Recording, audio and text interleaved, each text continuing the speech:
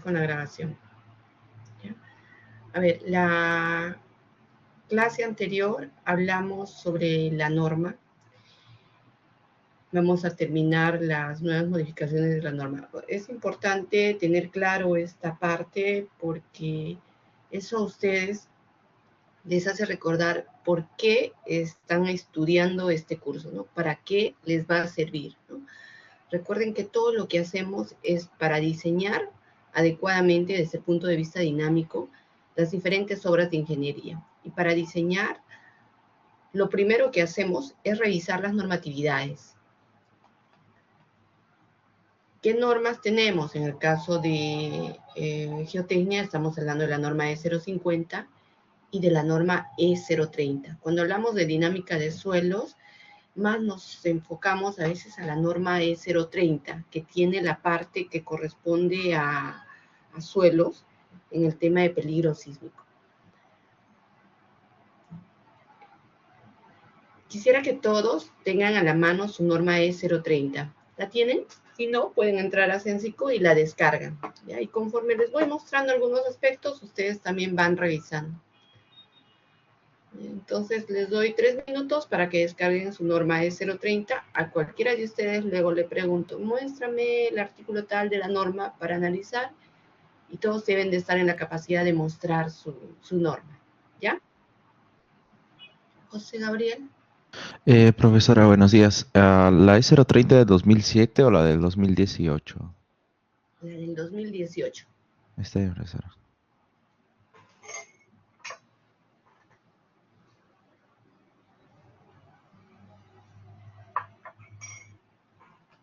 Ya. Sí, Percy. No, estaba levantando la mano para la asistencia. Disculpa. Ya, ok.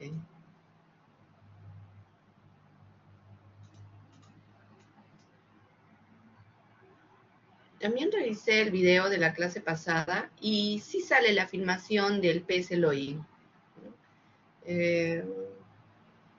Este tema lo vamos a tocar con mayor profundidad en 1 o 2 semanas y vamos a volver a repetir los ensayos y los trabajos que se hicieron en la clase anterior, ¿no? En el que participó uno de vuestros compañeros de manera completa.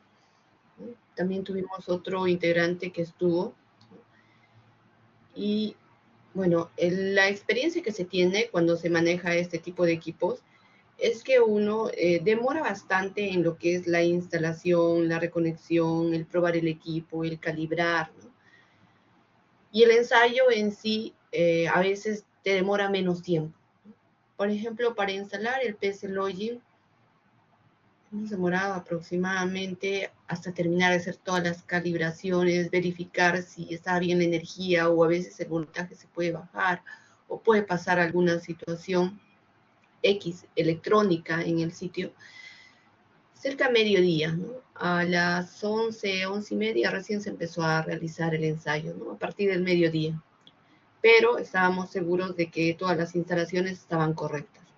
En el caso del SPT y del DPT, también son 2 o 3 horas que a veces se demoran en instalar el equipo, ¿no?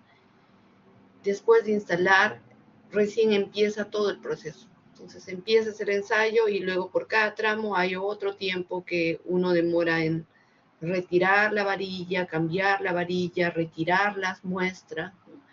Entonces, todo lo que es ensayos de campo, ensayos de laboratorio, siempre tiene un tiempo, siempre es necesario tener un tiempo para hacer la preparación del equipo. Entonces hay que tener mucha paciencia, ¿no?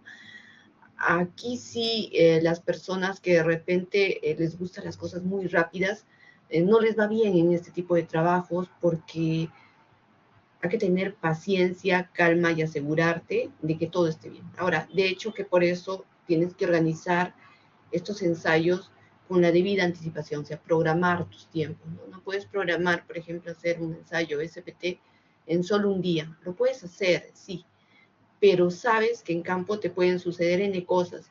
Entonces, normalmente programas 2 días por seguridad. Si lo terminas en un solo día, genial. Pero pasan N cosas en campo que uno tiene que estar preparado para solucionarlo, ¿no? O sea, te puedes ir 1000 veces preparado con todos tus equipos, pero si por X motivo el agua en la zona es cortada o no hay agua, entonces tienes que solucionar ese problema. Pueden suceder problemas ajenos, ¿no?, a lo que normalmente tú estás precaviendo, ¿no? El otro tema es la parte electrónica, ¿no? Si tus baterías no han sido cargadas o de repente has probado mucho tiempo antes tu batería, entonces tienes que llevarte otra batería de refuerzo, tienes que volver a cargar, ¿no? Si no manejas la parte electrónica para estos equipos, sí puedes tener problemas, ¿no? Entonces siempre es bueno aprender a trabajar en equipo. Los equipos son en la actualidad multidisciplinarios. En el trabajo de campo que nosotros hicimos teníamos 2 mecatrónicos, ¿no? Y eso nos facilita las cosas. Entonces eso es un poco para comentarles la clase anterior. No sé si Oscar, antes de que empiece, quisieras comentar algo a tus compañeros. Sí, ingeniera. Bueno, por mi parte decir, como usted dice, todo esto, el tema del, por ejemplo, del PSE Login, es mucha paciencia porque siempre había mínimos detalles de que podría fallar en el momento, pero luego, o sea, el mecatrónico se encargaba de ver eso, ¿no? De ver esos detalles, que era lo que pasaba, y eran cosas mínimas que de por sí en el momento no te das cuenta, ¿no? Por ejemplo, había un momento en el cual estaban probando de que funcionara el PS Login y no funcionaba porque era un botón que estaba mal puesto, mal presionado. Y son cosas así, ¿no? Que de por sí uno que no podría tener paciencia, diría, ya quiero empezar el ensayo, pero no se puede, ¿no? Porque de por sí, mientras pruebas el PS Login y todo ello, se demoraron prácticamente 2 días, ¿no? Y respecto al SPT, SPT y DPT, también toma su tiempo la instalación de este mismo y el momento también de sacar las varillas, ¿no? Del SPT, del DPT. También eso toma su tiempo, ¿no? No es como que llegues, o sea, si ya lo tienes todo instalado, puede ser un poco más ligero el tiempo, pero de por sí siempre va a tomar su tiempo el momento de insertar los tubos del SPT, del DPT, también el momento del lavado y todo ello, ¿no? Así que en esos ensayos siempre hay que tener mucha paciencia. Sí, en el caso de los equipos más sofisticados, como es el caso del PS Login, previamente también se tiene que colocar las características adecuadas en el equipo, ¿no? Estos equipos, si bien te miden la velocidad de ondas de corte, para la velocidad de ondas de corte en función del tipo de suelo, tú le tienes que dar la frecuencia que más se aproxima a tu tipo de suelo. O sea, hay diferentes frecuencias con las que tienes que trabajar para arcillas, para gravas, para arenas. O sea, debes tener un conocimiento previo. ¿Qué pasa si utilizas el PS Login y le has dado una frecuencia que realmente es para arcillas? Te va a sacar valores no coherentes, ¿no? Entonces, ese es por un lado, por el lado de la interpretación de los resultados y qué es lo que quieres sacar, ¿no? Entonces, en ese sentido, sí, hay un tiempo en el que el especialista tiene que ir probando, ¿no?, para verificar que efectivamente estás calibrando adecuadamente el equipo, la etapa de la calibración, ¿no? Y la otra es, pues, ya en sí, del equipo en sí, la parte mecánica del equipo, ¿no? En la parte mecánica del equipo hay que tener mucho cuidado, ¿no? Este equipo, la penúltima vez que lo usamos fue en época de pandemia, en el 2021, porque son equipos muy grandes, necesitas mucha logística para trasladarlo. Entonces, desde el 2021, finales del 2021 al 2023, estamos hablando que el equipo no estuvo en funcionamiento casi durante un año, ¿no? Y eso significa de que muchas de las piezas de este equipo se tenían que revisar previamente. Y no lo puedes revisar tan sencillamente a veces en la oficina, porque sí necesitas un espacio considerable para hacer estas revisiones. Entonces, por eso mismo es que en este caso este ensayo tomó un poquito más de tiempo desarrollarlo, ¿no? Incluso recuerdo que cuando regresamos de la pandemia, se tenía el temor de que muchos de estos equipos pues podían haber tenido algún problema, ¿no? Recuerden que todos los ambientes estaban completamente cerrados, incluso se tenía el problema de los roedores en muchas de las oficinas. O sea, hemos estado 2 años donde realmente hemos estado alejados de las oficinas, ¿no? Entonces el regresar, el volver a retomar, hasta te hace dudar si hay alguna pieza que de repente ya no está funcionando adecuadamente y ya hay que darle mantenimiento, ¿no? En el caso del PC Login, por ejemplo, había un botón que realmente le tenemos que dar mantenimiento porque a veces los mecatrónicos creían que sí, habían ajustado adecuadamente, pero de pronto no era así, ¿no? Entonces, son cosas que realmente en campo uno tiene que solucionar dentro del tiempo que se ha programado. ¿Ok? Bien, pero es un tema interesante, ¿no? Otros equipos hay equipos pues mucho más sencillos, como por ejemplo el microtremor, ese sí, son equipos más chiquititos. Cuando los equipos son más pequeñitos, pues más fácilmente hacerles mantenimiento, ¿no? Los puedes llevar, retirar, traer, verificar, ¿no?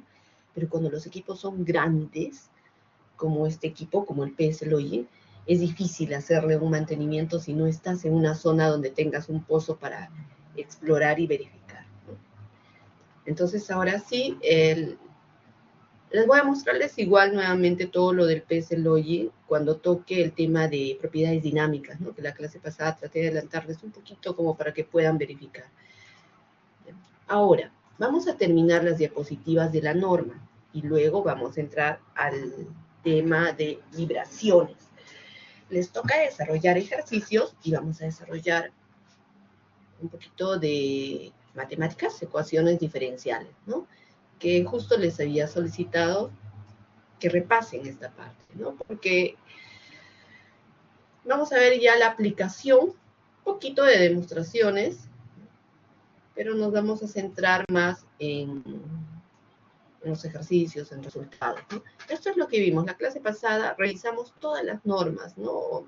Bueno, todas las normas no, las principales normas de otros países, por ejemplo, la Comisión Federal de Electricidad de México, ¿no?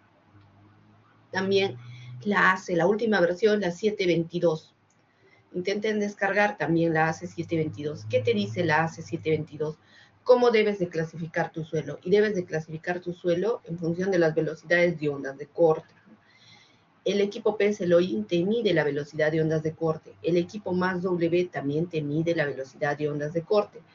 Pero uno es más indirecto que el otro. En el PS Login tú insertas toda la sonda a todo tu pozo hasta la profundidad que tú hayas excavado. En el ensayo más W se colocan los sensores en la parte superior. ¿Cuál es más preciso? Bueno, es el PS Login, pero es el más caro también. Imagínense llevar toda la logística, es un costo caro, ¿no? Pero es el más preciso. Ya. En la ACE 722 ahora nos indican que la clasificación de suelos no solamente corresponde a los suelos A, B, C, D, E, F, como se tenía anteriormente, sino hacen una subclasificación y todavía se indica que dentro del B puedes tener un BC, que es una roca semidura y una roca blanda. Y hablan de roca blanda por encima de los 640 metros por segundo. Luego te hablan de una arena densa o arcilla dura, ¿no? Arena muy densa,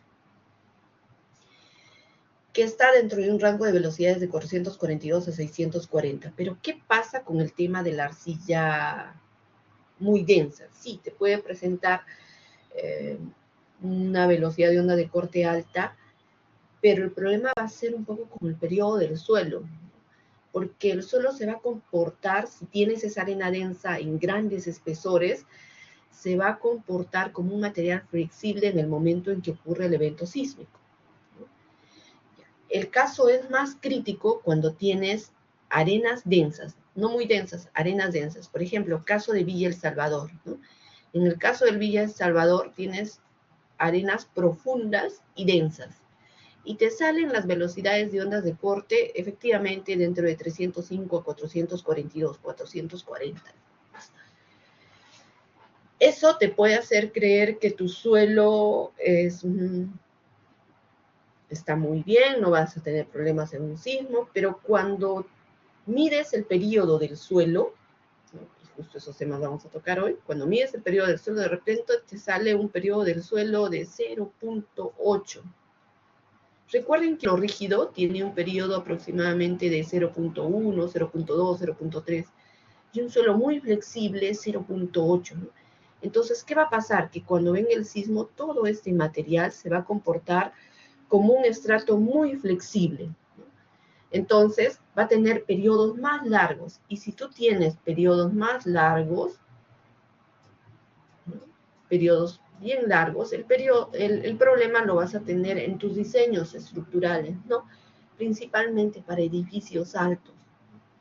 Recuerden que la resonancia ocurre cuando el periodo del suelo es igual al periodo de la estructura. En el suelo nosotros tenemos un periodo, ¿no? Pero cuando tú diseñas tu estructura, cada piso, cada nivel tiene otro periodo, ¿no? El primer piso tiene un periodo, el segundo piso tiene otro periodo, el tercer piso tiene otro periodo, ¿no? Que aproximadamente es 0.1. Entonces, si nos vamos al piso 8, diríamos, bueno, en el piso 8 tengo 0.8. Entonces, justo en ese nivel puede ocurrir la resonancia y eso lo que te va a hacer, te va a ocasionar muchos daños en ese piso, se te va a amplificar todo. Entonces, no es suficiente la medida de las velocidades de ondas de corte para clasificar un suelo. Tienes que complementar con los microtremores. La técnica de los microtremores ha sido propuesta por los japoneses, ¿no?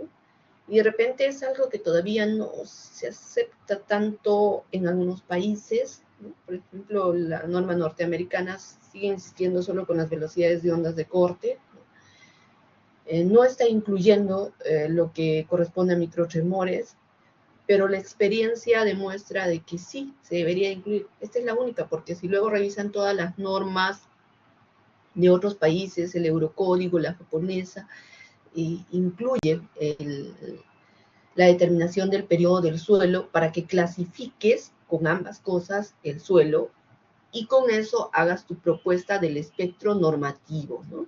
Este espectro normativo que les dan en la norma, ¿ok? Y con ese espectro normativo tú, pues, realizas recién el diseño sísmico, este espectro normativo. En la ACE 722, este es el espectro normativo que tiene, ¿no? Cuando hablamos de esta plataforma para nosotros en nuestra norma corresponde a nuestro TP. Entonces, ¿qué quiere decir esta plataforma? Esta plataforma significa que si, por ejemplo, te dicen que el TP llegó a 0.4 segundos, significa que tu periodo del suelo probablemente es menor a ese TP. Por eso es que en tu diseño te están diciendo, bueno, considera un valor un poco mayor al que vas a tener realmente en tu terreno, para que no tengas problema. Pero, ¿qué pasa si en tu espectro de diseño, que le vas a incluir en tu análisis, te dan un valor de TP más bajito? Vas a tener problemas con tu suelo, ¿no? Y creo que la clase pasada justo de ese tema preguntaba Juan, ¿no? Cuando tú haces tu diseño en estructuras, ¿no? Tú tienes tu edificio, ¿ok? Entonces dices, a ver, voy a colocar mejor mi tablet, denme un minuto.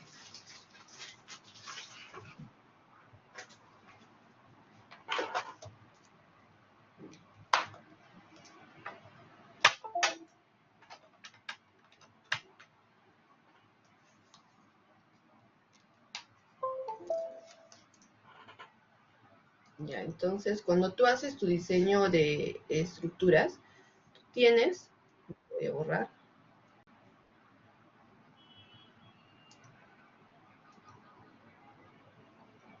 tú tienes tu edificio, ¿no?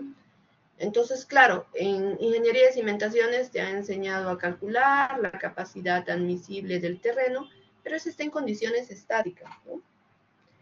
¿Qué pasa cuando ocurre un sismo? Debes de tomar en cuenta que el comportamiento del suelo va a ser diferente, ¿sí? Y eso es lo que estamos viendo ahora. Pero ¿qué pasa en la estructura? En condiciones estáticas no necesitarías incluirle la fuerza del sismo. En condiciones estáticas no solamente sería el propio peso, pero en condiciones dinámicas sí necesitas considerar la fuerza del sismo, pero no es una sola fuerza. Recuerden que cuando viene el sismo, lo que se les mostró en las clases anteriores, viene de esta manera. Ya. ¿Ok? Entonces, todo esto, nosotros lo que estamos sacando es la aceleración y lo que necesitamos es la fuerza, masa por aceleración. ¿Ok? Pero son diferentes aceleraciones. Entonces, en otras palabras, tienes diferentes aceleraciones y vas a tener diferentes fuerzas que tendrías que considerar, ¿no?, para este edificio, ¿no? Entonces, ¿qué es lo que haces? Consideras aceleraciones versus tiempo. Ese es el análisis dinámico, ¿no? Entonces, vas considerando las diferentes aceleraciones desde la más pequeñita y, por supuesto, la más grande para cada tiempo. Entonces, lo que haces es, le estás ocasionando al edificio que cada vez se mueva, regrese, se mueva, regrese, se mueva, regrese. Estás tratando de simular lo que realmente se tiene en el terreno. ¿Okay? Entonces, pero este es tu registro tiempo-historia. De tu registro tiempo-historia, lo que tú vas a sacar son los periodos. ¿No? Mira, así, nuevamente. Y voy a hacer una cosa así, ¿no? Entonces, vas a tratar de buscar el mismo contenido de frecuencias. Voy a hablar en todo caso en términos de periodo. Recuerden que la frecuencia es la inversa del periodo, ¿no? Entonces, vas a buscar los mismos periodos, ¿no? ¿Y cuál es el valor más alto para los mismos periodos que se ha dado en la señal? Ese valor lo vas a anotar. Entonces, para el periodo 0.1, ¿cuál ha sido el valor de la aceleración más grande? Para el periodo 0.2, vas buscando en toda esta señal, ¿no? Bien, eso es lo que nosotros llamamos nuestro espectro de respuesta, ¿no? Sumado a algunas otras consideraciones. Entonces, sacas tu espectro de respuesta. Y en tu espectro de respuesta ya no tienes para un mismo periodo muchos datos repetidos, solamente tienes el máximo valor. Entonces, este es tu espectro de respuesta. Entonces dirás, por ejemplo, ¿no?, para un periodo de 0.1, mi máximo valor que he encontrado es este. Para un periodo de 0.2, ¿no?, he encontrado de repente un valor más grande. Para un periodo de 0.3, ¿cuál es el valor que has encontrado? Y entonces dibujarás tu espectro de diseño. Ese espectro de diseño, tu aceleración versus tiempo, es lo que le tienes que ingresar a tu modelo estructural, ¿no? ¿Ok? Entonces, estás ingresando, pero no estás ingresando un solo dato, no estás ingresando una sola fuerza. Estás ingresando un conjunto de datos, porque si tienes aceleraciones vas a tener diferentes fuerzas, ¿no? O sea, tú ingresas todas las aceleraciones y entonces le estás dando, para cada tiempo le estás dando un conjunto de datos, ¿no?, con el cual tú vas a confirmar que efectivamente tu propuesta que estás desarrollando, tus placas, tus columnas, son capaces de resistir este sismo. Entonces, ese espectro de diseño tiene que ser coherente con lo que mediste en el terreno, ¿no?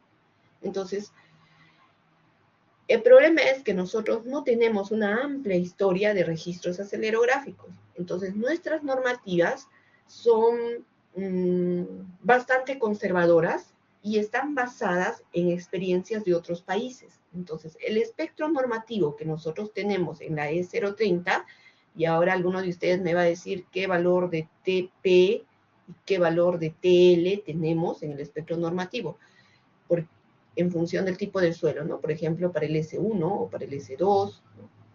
A cualquiera de ustedes le voy a preguntar, ¿no? Busquen en su norma. Entonces, en nuestra norma, nuestro TP va así, hasta acá, y luego viene el TL, ¿no?, la parte donde baja. Y acá le tenemos que poner otra ecuación. Bien, entonces, esta información que nosotros ingresamos al edificio es la información que realmente en muchos de los dos no está siendo consistente con lo que realmente se tiene en la zona. Entonces, ¿qué hacemos? Decimos, necesitamos saber cuáles son las características del suelo para mejorar nuestros aspectos normativos. Entonces, una referencia para nosotros podría ser el TP, pero en el suelo estamos hablando del periodo, ¿no? Otra referencia es la velocidad de ondas de corte. Porque El TP, claro, el T0 te da directamente el periodo del suelo, o sea, puedes hacer tus microtremores o puedes sacar el periodo del suelo a partir de las señales acelerográficas, ¿no? Que les comentaba que, por ejemplo, ese es un tema que justo nuestro delegado es el que está haciendo. No sé si tienen alguna consulta, me interrumpen nomás porque no veo quién levanta la mano ni nada. Prenden su micrófono y... Profesora, ese espectro que usted ha explicado es para un sismo en varios edificios o varios sismos en el mismo edificio. Es un sismo con varios datos en un edificio. Actualmente los programas tienen la opción de que incluyas varios sismos, ¿no? Entonces de repente dices, ok, voy a utilizar el sismo de Kobe, voy a utilizar el sismo de tal, pero no te estás dando la opción de utilizar un sismo peruano, ¿no? Porque los únicos sismos peruanos que tenemos es el de Pisco, que se registró en Única y justo en la zona donde estamos haciendo los ensayos, y en Parcona, pero no son los sismos más grandes que estamos esperando, ¿no? O sea, es un sismo que pasó, es un sismo alto, pero no es el que estamos esperando, ¿no? A diferencia de otros países que sí registraron sus sismos de gran magnitud. ¿Ok? Bien. Entonces, Ingeniera, disculpe. sí. Sí, no logro entender bien qué es lo que significa el TP. No sé si lo podría explicar. Es un parámetro. Ya. Es un parámetro, el TP es un parámetro que te representa, mira, en la realidad lo que vas a hacer es, al sacar, para un periodo de 0.1 de repente vas a tener un pico acá, para un periodo de 0.2 un pico acá, para un periodo de 0.3, ¿no? Esto de acá, ¿no? Eso de acá sí lo entiendes, que tengo mi señal y estoy sacando para el periodo, Sí. ¿cuál es mi valor más alto? Ya, entonces, este es tu espectro real que te está saliendo en campo. Entonces, ¿qué hacen en las normas? Te dicen, bueno, como eso me sale en campo y tienen de repente cantidad de registros acelerográficos, entonces dicen, ya, este valor lo voy a poner así. Entonces, mi espectro normativo va a ser de esta manera, ¿no? En nuestra norma peruana le ponemos recto, ¿no? Pero, por ejemplo, la ACE dice, no, mira, yo exageraría si le pongo recto hasta el final, así es que lo mío va de esta manera. Entonces, están marcando en el TP, el TP es el tiempo en el que se está teniendo los mayores valores de las aceleraciones. Es eso. Pero en las normas no te van a graficar todo tu espectro, sino te lo ponen como un envolvente, ¿no? Entonces, probablemente sacaron de varios análisis de registros históricos, ¿no? De repente otro por acá, y entonces asumieron un TP, ¿no? Nosotros llamamos el TP. Y esto te lo ponen los espectros normativos en función del tipo de suelo. Entonces, tú vas a tener un espectro normativo para cierto tipo de suelos, por ejemplo, para arenas, pero en las clasificaciones hablamos en la E030 y en la AC, en función ya sea de las velocidades de ondas de corte o del número de golpes, ¿no? Roca semidura, roca blanda, arena. Entonces, en función de eso, te establecen un periodo de suelo. ¿Ok? No sé si se entendió, en todo caso, esa plataforma que en nuestra norma la llamamos TP. Sí, ingeniera, gracias. Ya. Entonces, estamos aquí, ¿no? ¿Y qué es lo que está pasando? Les decía que en el caso de un estrato como las arenas de Villa El Salvador, el BS no es suficiente para clasificar el suelo. Hay que medir el periodo, porque muchas veces puedes tener un BS alto en arenas muy densas, pero tienes un periodo que también es muy alto. Y son criterios diferentes, ¿no? Cuando tú tienes un BS alto, asumes que es un suelo rígido, pero para ese suelo rígido deberías de tener un periodo bajo, ¿no? Entonces, imagínense, tienes un BS alto y de pronto también te sale un periodo alto. Entonces significa que realmente es un estrato de arena a gran profundidad y que se está comportando como un material flexible. Entonces, si se está comportando como un material flexible, ¿no? Su periodo va a ser mucho más grande, entonces su espectro de respuesta tendría que ser mayor, ¿ok? Bien, Entonces, eso es lo que nos dice, pero la ACE ha avanzado bastante, ¿no? La ACE ha avanzado bastante porque ya no te está hablando con valores fijos de TP y TL, ¿no? Ahora uno de ustedes va a compartir lo que dice la norma. Y, a ver, necesito cambiar de...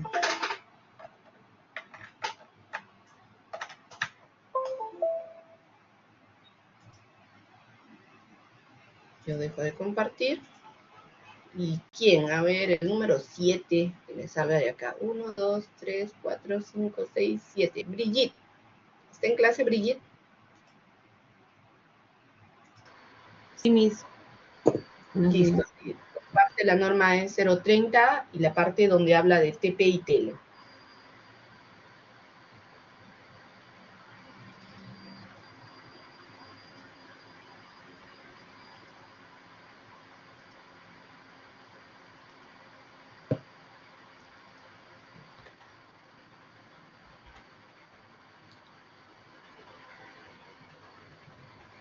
¿En qué página está? Disculpe, mis, porque estoy buscando.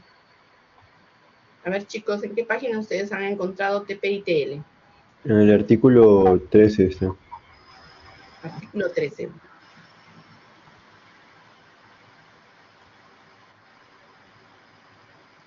¿Comparto pantalla, mis? No veo todavía tu pantalla. Tienes que compartir. En la parte derecha tienes una flechita que dice compartir contenido.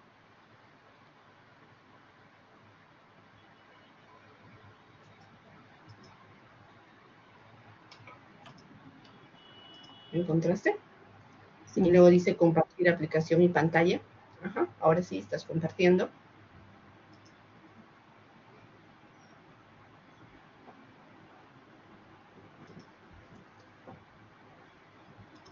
Ubícate en la norma. Ajá, ábrela. Aquí está. Ya. Miren, nuestra norma habla de los factores, ¿no?, de TP y TL, pero te lo dice en función del tipo de suelo. ¿Sí? Entonces, si tienes suelo S2, tu TP es 0,3. ¿Qué significa? Un suelo mucho más rígido, ¿no? S1, 0,4. S2, 0,6. S3, 1. Y el TL, que es justo la parte donde decae, te da valores de 3, 2, 5, 2 y 1,6. ¿Y cómo clasifica el suelo? Puedes subir al artículo, creo que es en el 11. Baja, un poquito baja. No, baja. Siguiente.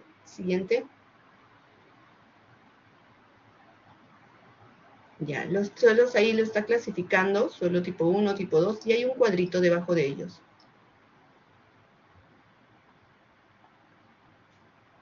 Y ahí, ¿puedes agrandar el cuadrito? La tabla número 2. Entonces, la clasificación del suelo la está haciendo en función de las velocidades de ondas de corte, en función del número de golpes corregido al 60%, o de la resistencia al corte no drenada. En ICA lo que hemos desarrollado es justo medición de velocidad de ondas de corte, en este caso con el PSLogic, ¿no? Y la medición de velocidades de ondas de corte está dentro del rango de 230 metros por segundo, o sea, estaría clasificado como un S2.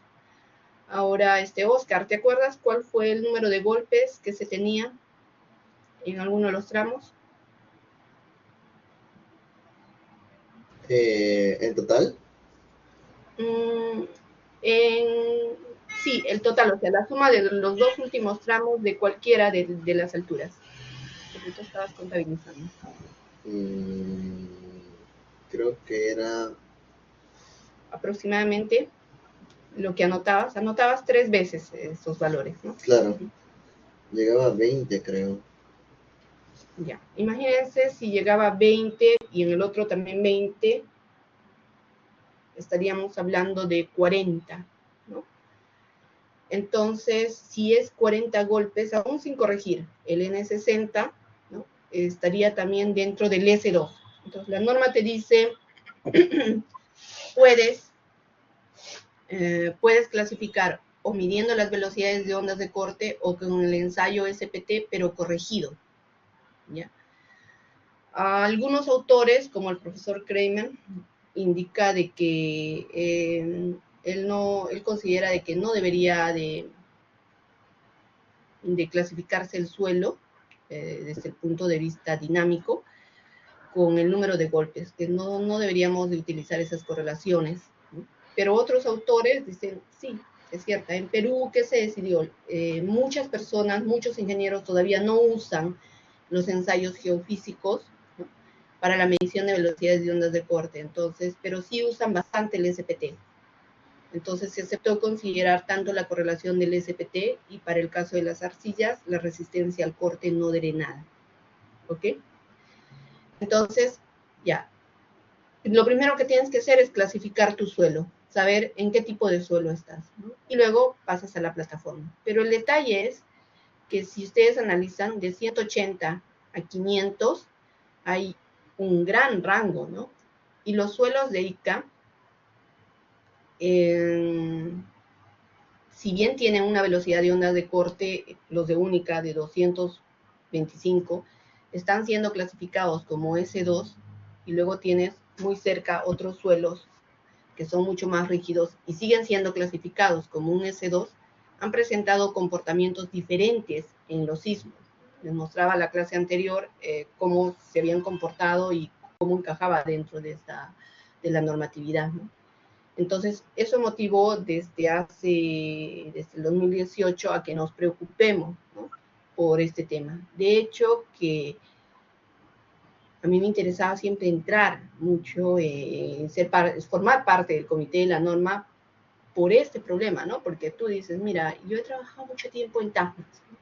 Los suelos en Tacna son arenas y gravas. En el sismo del 2001, que fue el motivo por el cual, en mi caso, fui a trabajar a Tacna, en el 2001 los suelos que tuvieron mayores problemas corresponden a las arenas, ¿no?, y el distrito de Ciudad Nueva tuvo los mayores problemas constructivos. Muy bien, tienes otro suelo que es bastante rígido, que corresponde a las gravas en el cono sur. No tuvieron daños. Sin embargo, la norma lo sigue clasificando como el mismo tipo de suelos ambos, ¿no? Entonces, no estaba siendo coherente lo que realmente se estaba viendo de lo que ocurría con los sismos con lo que se tenía en la clasificación. ¿Por qué? Porque luego de que tú clasificas, te dicen cuál es el espectro normativo que vas a utilizar. Entonces, si estás utilizando ese espectro normativo que no es coherente con el tipo de suelo, entonces también estás poniendo en riesgo las edificaciones, ¿no? Entonces, llevaba muchos años pensando en este tema y preocupada y decía, pero ¿por qué en la norma no hacen esos cambios, ¿no? Y cuando se dio la oportunidad de poder ingresar al comité de la norma E030, pues para mí fue lo mejor, porque era mi oportunidad de mostrar, de evidenciar, ¿no? Durante estos años, lo que se ha tratado de hacer es de evidenciar que algo no estaba bien con la tabla número 2, ¿no?, que debíamos de cambiarla. Y efectivamente, en la norma E030, la mayor parte de profesionales, muy distinguidos doctores, son estructurales. Y no había ningún geotécnico. Entonces, cuando no se juntan ambas especialidades, es cuando se tienen cierto tipo de limitaciones. Ya después, el doctor Jorge Alba también forma parte de la norma de 030, y ya 2 años después entró el doctor Zenón Aguilar.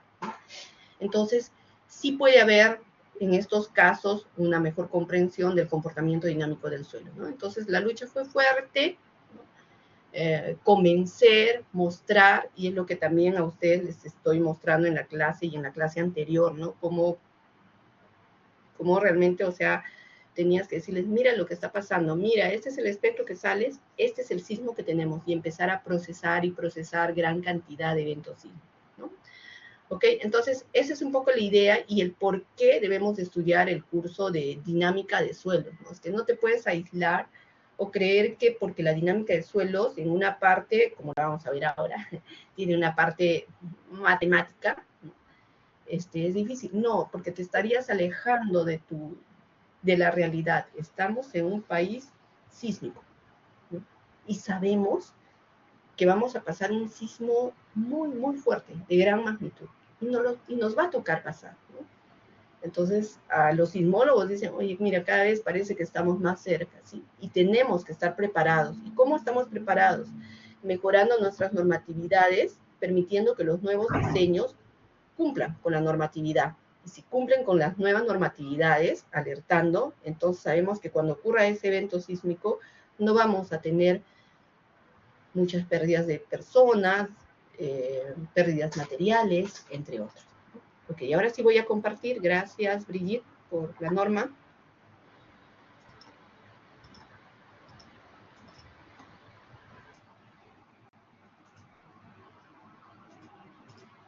Igual, cualquier persona que quiera me interrumpe si quiere alguna aclaración.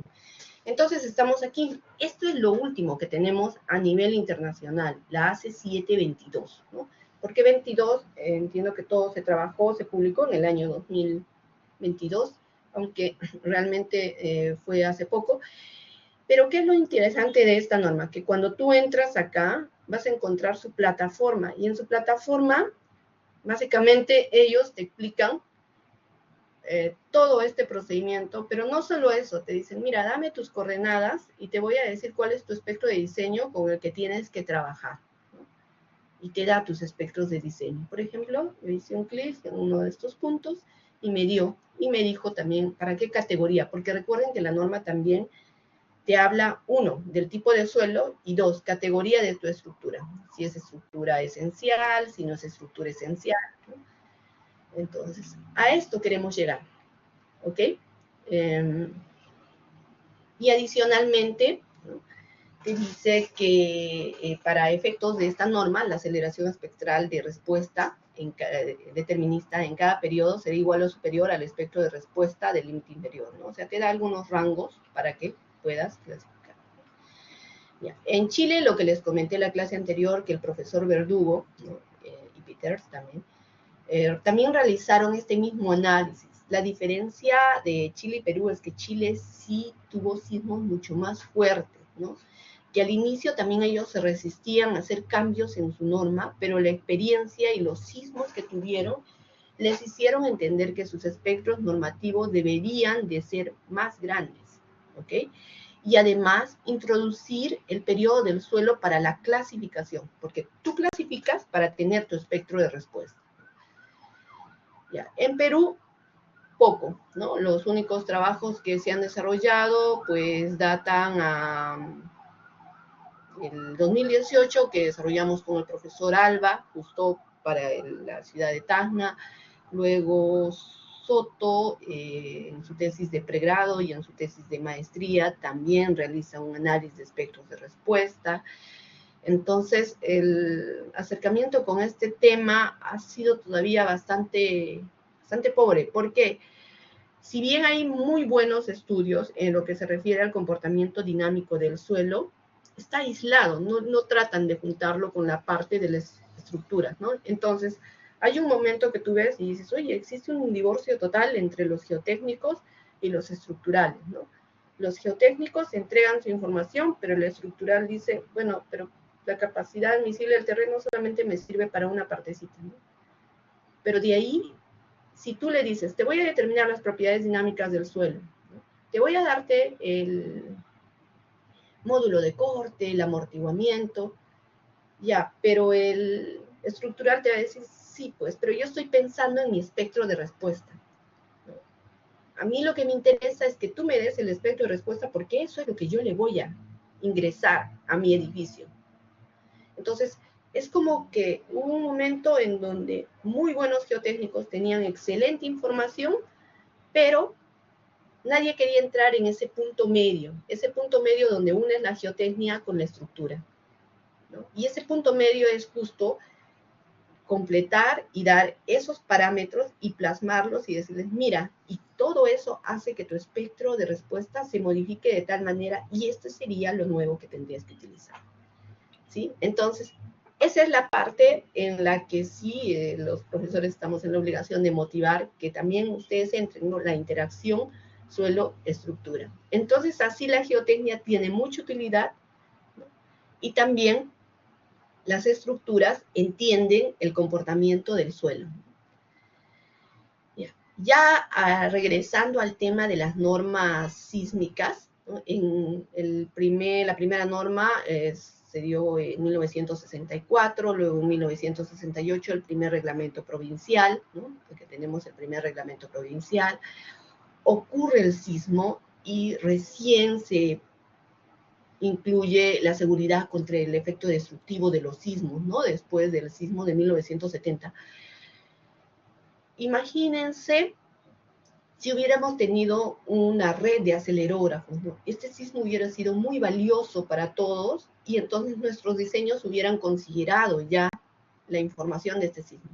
Porque también hay un ligero detalle cuando nosotros copiamos información de normas, ¿no? Si, por ejemplo, nos basamos en la ACE, el tipo de sismos que tienen son ocasionados por fallas, ¿no? Sismos continentales, pero nosotros tenemos sismos de subducción. Entonces, nuestro comportamiento del suelo siempre va a ser diferente. Entonces, claro, al no tener información es bueno utilizar la referencia de otros países, pero lo ideal sería tener una red amplia de acelerógrafos, ¿no? Entonces, esto es lo que ocasionó el sismo del 70. Como ven aquí, la mayor parte de edificaciones son de adobe. ¿Cuál es el periodo del adobe? ¿No? Imagínense, comparado con el del suelo. ¿Sí? Y miren lo que pasó, colapsó. Ahora, ese es otro tema, ¿no? Tú dices, además realmente hay muchas viviendas de adobe. ¿Cómo lograr que las familias, y estoy hablando ya de zonas altoandinas, ya no sigan construyendo con adobe? La Católica, dentro de sus muy buenos aportes que ha tenido, lo que ha tratado de hacer es propuestas de reforzamiento de adobe, ¿no? Y ha llegado hasta muchas comunidades a enseñarles cómo deben de hacer esas propuestas de reforzamiento, pero no con la finalidad de que la gente entienda de que, pues sí, su casita va a soportar el sismo. No, solamente darle más segundos para que pueda salir de su casita, porque su casita va a colapsar y pueda salvar su vida y la de su familia, ¿no? Entonces, el tema del adobe es un tema también bastante delicado, ¿no? Y si a eso le sumas el factor suelo, entonces, la historia de justo la clasificación de suelos que tenemos, ¿no? Y la clasificación de las regiones en el país, pues data desde el 68. Se creía antes que solamente Arequipa era la que iba a tener la mayor cantidad de movimientos sísmicos, y era porque Arequipa constantemente tiene sismos, ¿no? Ocasionados por también la presencia del volcán. En el 77 se da una segunda norma peruana con las experiencias anteriores, ¿no? Y ya se tiene 3 zonas, ya va mejorando, ¿no? Y tenemos factores Z, ¿no? Que te representan la sismicidad del país y las categorías de las edificaciones. En el 97 ocurre el sismo de Nazca, ¿no? Ocurre el sismo de Nazca y se tiene problemas. Miren, este es el problema de Horta, ¿no? ¿Qué está pasando aquí? Mira, si te das cuenta, toda esta parte está ocasionando demasiada rigidez, ¿no? O sea, no hay una separación del muro con la columna. Entonces, básicamente es cómo está entendiéndolo el sismo. El sismo está entendiendo, mira, tengo una columna y tengo 2 muros, pero todos están juntos. Ah, esta para mí es una gran columna. Entonces, tiene una rigidez muy grande, ¿no? Pero, sin embargo, llegas a la ventana y le colocas una columna, o sea, la continuación de la columna, pero ya no hay esa rigidez. Entonces, quien va a tener mayores problemas es esta parte. Es como que pusieras una persona muy grande acá y un niñito en la parte superior. Viene alguien, los empuja, y ¿quién va a soportar las consecuencias? El de arriba, ¿no? Entonces, adicionalmente se tuvieron problemas del proceso constructivo, porque de repente el estructural sí diseñó bien y le dijo, mira, tienes que poner tu junta de separación. Las columnas están diseñadas como para que tú separes, ¿no? El parapeto te va a servir simplemente de separación, ¿no? ¿Ok? Pero no te va a servir como elemento estructural. Pero acá en el proceso constructivo no cumplieron. Igual, entonces se vio muchos de esos casos, eso también motivó a hacer mejoras en la norma. Adicionalmente, pues en toda esta zona también se tienen suelos muy blandos, arenas, periodos muy altos, y todo eso contribuyó. Si no hubiera ocurrido el sismo en condiciones estáticas, aparentemente pues esto estaba funcionando bien. Pero no olviden, chicos, que tenemos nuestro gran supervisor de tus estructuras, de lo que construyes. Y ese tu gran supervisor, uno es el sismo y dos, si estás metido en hidráulica, justo las altas precipitaciones, ¿no? que se pueda presentar. No sé si hay alguna consulta hasta ahí. Ya. En el 97 ya hablamos de 3 zonas, ¿no? Zona 3, pero si se dan cuenta se invierte, porque antes teníamos 1, 2 y 3, ¿no? Bueno, y deciden invertir 3, 2, 1. Y te dan los factores Z. ¿Qué son los factores Z? Son las aceleraciones máximas que se está asumiendo para cada lugar, ¿no? Ahora, de la información que les he mostrado, hay evidencias de que en el Perú, pues el lugar que pasó los 0.40 corresponde al sismo de Ica en Parcón, ¿no? Pero en otros países, como en Chile, en Ecuador, las evidencias son más fuertes, ¿no? En Ecuador, en el sismo de Manta, se llegó a tener aceleraciones de hasta 1.1 G, ¿no? Y en Chile de 0.8 G. Entonces, ese es otro aspecto que también en el 2003 se realizó la modificación, en el 2004 hubo una adenda, ¿no? Y posteriormente en el 2016, ¿no? Recién sale el decreto supremo. Miren, este es lo triste, chicos, ¿no? O sea, a veces se hace tanto esfuerzo para cambiar las normas. El informe lo presenta en el 2015, recién después de más de un año, ¿no? Indican que hay un decreto supremo y con la adenda recién en el 2018 sale que se debe de utilizar la nueva norma con las modificaciones. Las modificaciones que hemos hecho ahora, la norma sobre la clasificación de suelos, las hemos empezado el 2018, ¿no? Se ha presentado el 2021 y 2022 no lo han aprobado. Va a terminar 2023 y todavía no lo aprueban, ¿no? Entonces, en la norma de 030, como ustedes pueden apreciar, lo que corresponde a la parte dinámica del suelo está en el capítulo 2. Entonces, en el capítulo 2 está justo toda la parte de peligro sísmico, está con el nombre de peligro sísmico, pero ahí están todos los parámetros que nosotros debemos de tomar en cuenta, ¿no? Entonces, ¿cuáles son esos parámetros que nos corresponden? Son el valor de S, que es el tipo de suelo, ¿no? Podríamos hablar del valor de C porque influye, porque es la amplificación del suelo a la estructura. Recuerden que tenemos dos amplificaciones. Uno, de la roca hasta el suelo. Dos, desde el suelo hasta la estructura. Sí, ese es el C. El factor Z, porque también representa todo lo que es la respuesta del suelo ante los diferentes eventos sísmicos. Y bueno, estáticamente nosotros podríamos tener un B, ¿no? Y si queremos hacer nuestro espectro de respuesta, estamos hablando ya considerarle el G, ¿no? El U es el uso del suelo y el R es el factor de reducción. Este es otro tema que también no anda muy bien en nuestra norma, ¿no? Porque este factor R, ¿no? Es un factor que de repente con criterio han tratado de establecer los especialistas. Pero ese factor R también depende del tipo de suelo. No puedes reducir si no tomas en cuenta el suelo. Hay una tesis justo de uno de los ingenieros que ha estado trabajando en nuestro centro de investigación que hace un análisis justo del valor de R y trata de incorporar en el R el comportamiento de los periodos del suelo, ¿no?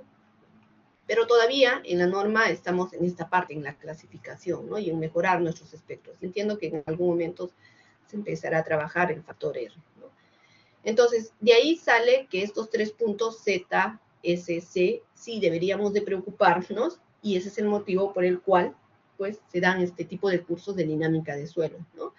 Ya saben ustedes cómo sale el espectro normativo. Entonces, la norma te dice, por ejemplo, para un suelo S1, tu TP es 0.4, ¿ok? 0.4. Para un suelo S2, tu TP estás hablando de un 0.6, es un poco más grande. Ahora, ¿pero qué te dice nuestra norma actual? Nuestra norma actual te dice, por si acaso, estamos considerando que la amplificación del suelo es no desde la roca, sino desde un suelo rígido, que sería el S1. No sé si alguien me puede decir qué velocidades de ondas de corte tenemos en la actual norma para el S1. De 500 a 1500, profesor. De 500 a 1500, gracias.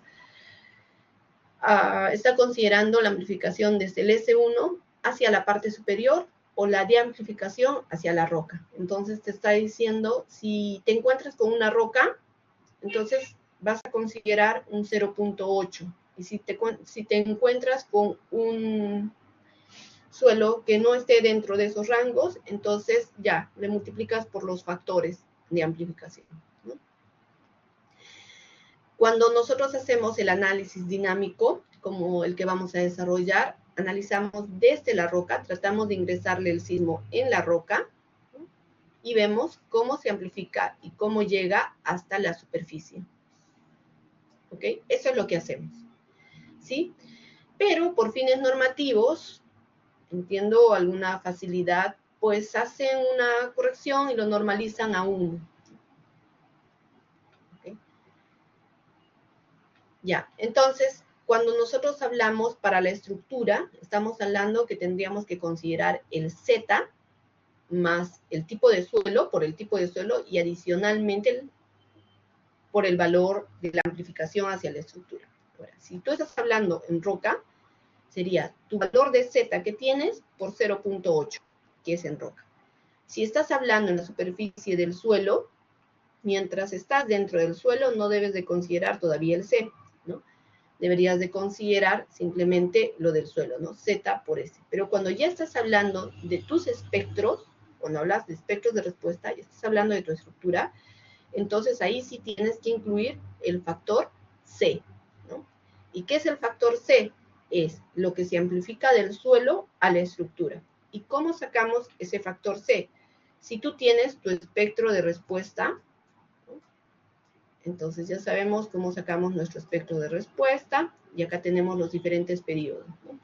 Entonces tienes tu espectro de respuesta de esa manera, digamos. Tu primer valor para un periodo 0 corresponde al suelo, porque estás empezando desde ahí. Este es para tu periodo suelo. Entonces, cuando tú hablas de amplificación, divides cada uno de estos valores, ¿no? Cada uno de esos valores entre la aceleración del suelo.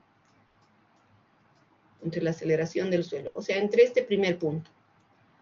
Eso te va a decir cuánto se está amplificando. Entonces, de hecho, que en el pico más alto vas a tener la mayor amplificación. Es ese valor. ¿Qué te dice la norma con respecto al valor de C? Te dice que está tiene como valor máximo 2.5. Seguro que ahorita vamos a entrar, ¿no? Ahora, regresemos nuevamente a la zona, ¿no? De acuerdo a la norma E030, nosotros tenemos 4 tipos de zonas. La zona 4 significa 0.45 G. O sea, en Gals, ¿cuánto me saldría? 0.45 G.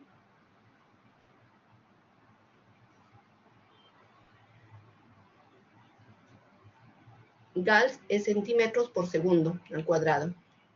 Entonces, ¿qué tendrían que hacer? Multiplicar 0.45 por G. ¿Cuánto es G? 9.8, pero está en metros. 9.8 metros por segundo al cuadrado, por 100. ¿Cuánto tendrían en Gals? 341. Ok, 441, ¿no?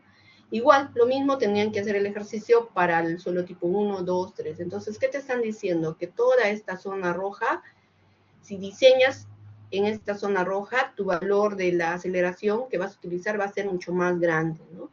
Si diseñas y tu suelo cae dentro de la zona 3, vas a trabajar con 0.35, ¿no? Y acá sí se tiene cuidado con la zona de Moyobamba, que constantemente se ha tenido evidencias de sismos fuertes, ¿no? ¿Y cuáles son las zonas que su espectro de diseño normativo siempre va a ser el más bajo? La zona 1, ¿no? Zonas en las que no se tiene evidencias de muchos sismos, ¿no? Pero esto de aquí sale en función de peligro sísmico, ¿no? En este curso no se toca cómo realizar un análisis de peligro sísmico, pero en un curso de dinámica de suelos de posgrado, de maestría, sí te lo tienen que enseñar, ¿no? A grandes rasgos es, como nosotros no tenemos registros acelerográficos en muchas zonas del país, recurrimos a las magnitudes. Entonces, sismógrafos sí hay gran cantidad de sismógrafos y se tienen magnitudes. Entonces, en función de la magnitud, en función de la profundidad del sismo, en función de la distancia epicentral, se establecen unas ecuaciones a las que llamamos leyes de atenuación, ¿no? Y con esas podemos dar la probabilidad, ¿no?, de con qué valor de aceleración se podría tener ese evento sísmico en alguna zona del país, ¿no? Entonces, es un método que incluye el análisis de probabilidades en función de otro tipo de datos, ¿no? Entonces, las magnitudes te sirven para este tipo de análisis, ¿no? Pero es una probabilidad, no hay mejor cosa que tener tu registro real de lo que ocurre, ¿no? Entonces, este mapa de Perú debió de salir de estos mapas de peligro sísmico, ¿no? Estos mapas de peligro sísmico te dicen cuáles son los valores de aceleraciones que puedas tener en diferentes puntos, ¿no? Se tiene el mapa de Alba y Castillo, de Aguilar y Gamarra, el mapa del IGP, entre otros, ¿no? Hace justo un par de semanas hemos tratado de actualizar un último mapa de peligro sísmico, ¿no?, que esperamos presentarlo pues en 1 o 2 meses y también se puede usar de referencia. Entonces muchos reclaman y dicen, sí, pero ¿cómo es posible que tú me digas que justo en este punto yo tengo una zona 3 y mi vecino de lado, ¿no?, tiene zona 2? ¿Qué pongo, zona 3 o zona 2? Entonces, en la misma norma, en la parte final, ustedes se van a darse cuenta que esa división está por distritos. Pero imagínense si, por ejemplo, les toca, en el caso de Lima no hay problema, pero en estas zonas de Oriente sí han tenido problemas. Imagínense que estén en el distrito de Surco y Surquillo. Y a Surquillo le tocó zona 3 y a Surco le tocó zona 2, ¿no? Estoy poniendo como ejemplo, porque recuerden que Lima está todo en zona 4. Entonces dicen, ¿con qué diseño? Y se ha tenido ese tipo de preguntas. ¿Se tiene que mejorar este mapa? Definitivamente se tiene que mejorar y se tiene que trabajar con mapas de peligro sísmico, ¿no?, que son más coherentes. Pero ¿qué se hace en la norma? Se tiene que dar, valores bastante conservadores, ¿no?, porque la finalidad es evitar el colapso de las estructuras y la muerte de las personas. Bien. Si ustedes entran a Ciancico, también van a encontrar un último mapa, ¿no?, en una plataforma que se desarrolló en 2016, ¿no?, en el que tú le pones las coordenadas y también te puede indicar qué valor de aceleración puedas tener en algún punto que tú necesites. Esta es la tabla número 2, que justo ya la mostró vuestra compañera, y cuando ustedes tengan que clasificar el suelo, ¿no?, si mides las velocidades de ondas de corte, tienes que este promedio. Si mides tu número de golpes, también tienes que realizar este tipo de promedio, o sea, sumas los diferentes espesores de los estratos y luego para cada espesor de estrato divides entre su velocidad de onda de corte que obtuviste, haces la sumatoria y sacas este promedio. ¿Okay? Y con eso tendrías que clasificar, ¿no? Y ese es el motivo del trabajo que se desarrolló en todos estos años de la modificación de la tabla número 2. Miren, o sea, una sola tablita, en cuánto tiempo uno logra hacer propuestas, ¿no? Estos son los valores del factor suelo, ¿no? En función de la zona, tú tienes qué valor S debes de utilizar para cada tipo de suelo, ¿no? S0, S1, S2, S3, ¿cuál es el valor S? ¿Y cuál sería, ya en función de tu tipo de suelo, cuál sería tu espectro de respuestas normativo que te están dando? Con respecto al valor de C, la norma te dice que el valor de C es 2.5, ¿no?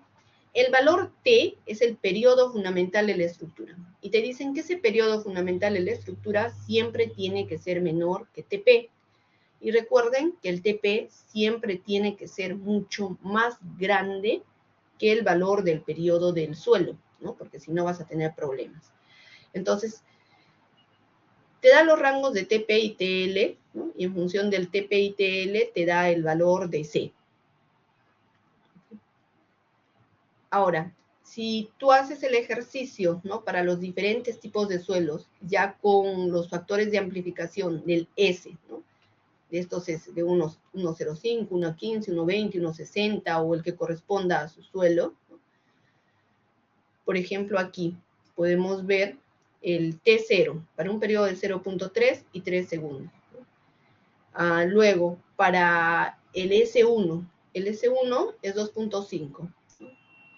Luego, ¿por qué sale acá 2? Porque estás multiplicando por su S para roca, que es 0.8. Luego, en el otro vas a multiplicar por el 1.05 y en el otro vas a multiplicar por el factor que corresponde al S3. Entonces, estos son los espectros normativos que utilizas. Imagínense lo delicado que es utilizar un espectro normativo pensando que sí corresponde a tu tipo de suelo, pero en realidad de repente estás utilizando, como en el caso que les comentaba de los sismos, ¿no? O sea, se ha utilizado un espectro normativo para un suelo S2, para este S2, pero en realidad el terreno se ha comportado con la evidencia de los sismos como un S3. Entonces, lo correcto era que utilices un S3. ¿Pero por qué? Porque no se estaba dando mucha importancia a una clasificación más adecuada, ¿no? Esta es la comparación entre la E030 actual y la AC en la versión anterior. Bien. ¿Qué les voy a pedir? Ya, quiero que me hagan un gráfico donde comparen nuevamente la actual versión con la nueva propuesta AC de 722, porque esta es con la 716, ¿no? La 722 es la que tiene, y tómenle una captura de pantalla, a ver, acá está, creo.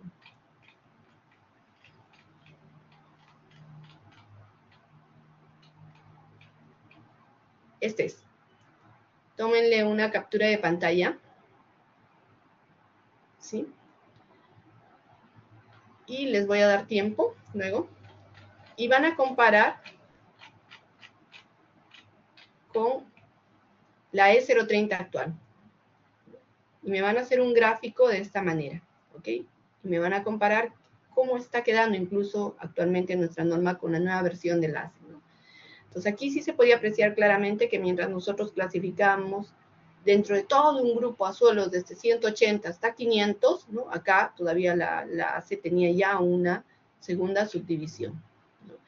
Con respecto al periodo del suelo, esto corresponde al periodo de Altere Nakamura, ¿no? La norma chilena, en sus esfuerzos por también introducir el periodo del suelo, la Sociedad Geotécnica de Chile propuso, ¿no? Que se incluya, que por ejemplo para rocas, también se incluya el periodo del suelo. O sea, si es menor a 0.15, el periodo del suelo es una roca. Si estás hablando de un suelo muy denso, firme, hasta roca blanda, podría llegar hasta 0.30. Si estás hablando de un suelo denso, firme, podría llegar hasta 0.40. Si estás hablando de un suelo medianamente denso, firme, podría llegar hasta 1. Si estás hablando de un suelo de compacidad o consistencia media, hasta 1. Yo aquí sí discreparía un poco. Yo creo que aquí le pondría hasta un 0.6 o 0.8, ¿no? Porque eso es lo que se ha apreciado de los ensayos que tenemos, ¿no? Ya. El profesor Kremer, en sus investigaciones que presenta, ¿no? También muestra una relación para diferentes tipos de suelo, ¿no? Similar, ¿no? A lo que se presenta en la Sociedad Geotécnica de Chile. Entonces, en el trabajo que se hizo en la norma para hacer la nueva clasificación del suelo, se hizo una revisión minuciosa de los diferentes trabajos realizados por instituciones, ¿no? De CENCICO, del Ministerio de Vivienda, de la UNI, de todos los trabajos que hicimos, las tesis, ¿no? Entre otros, ¿no? Entonces se tuvo el apoyo de las instituciones el Ministerio de Vivienda facilitó toda la información de trabajos que pidió al SISMIT, a la UNI que desarrollaran, ¿no? Entonces, si no se hubiera tenido la autorización del ministerio, no se podría mostrar en la plataforma de Censico todos estos avances que se han tenido en las mediciones de ondas de corte, ¿no? Pero no solamente instituciones públicas, sino también empresas, ¿no? Se tuvo empresas, ¿no?, que empezaron a brindar información, ¿no? Y Censico, que había desarrollado bastantes trabajos. Entonces, en la información recopilada, se llegó a tener 1969 microtremores. Creo que hacemos un descanso, ¿les parece? Antes de continuar con esta parte. ¿Ya? Ok, un minuto. Voy a dejar de compartir.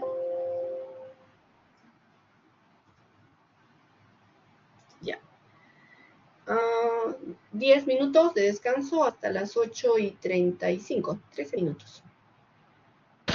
Profesora, Sí. profesora, sí, disculpe, dijo que hagamos la comparativa entre el AC22 y nuestra E030 2018, ¿o cuál era Sí, con un gráfico como el que les he mostrado. Ah, ok. Esto lo voy a